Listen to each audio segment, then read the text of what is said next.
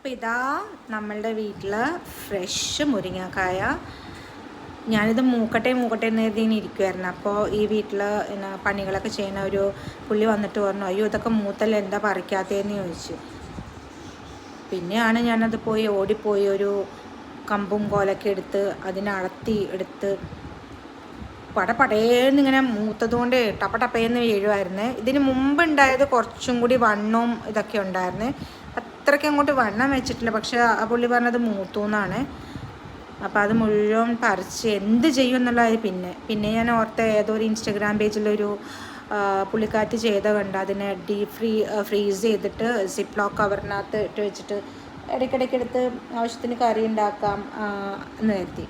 അപ്പോൾ അതിനെ മുഴുവൻ നന്നാക്കി എടുത്ത് വെച്ചിട്ടുണ്ട് കുഞ്ഞു കുഞ്ഞു കഷ്ണങ്ങളാക്കി. ഇപ്പോൾ സാമ്പാറാക്കാനോ അല്ലെങ്കിൽ തക്കാളി മുരിങ്ങക്കായ ആക്കാനോ അല്ലെങ്കിൽ അവിയലുണ്ടാക്കാനോ. തീയൽ ഞാൻ വെക്കാറില്ല, എനിക്കത് അത്ര ഇഷ്ടമല്ല. എന്ത് വേണമെങ്കിൽ ചേട്ടാ. അതായത് നമ്മുടെ അരിനെല്ലിക്ക, അത് നമ്മുടെ വീട്ടിലെ മരത്തിലുണ്ടായതാണ്. അത് ഉപ്പിലിടാൻ വെച്ചേക്കും.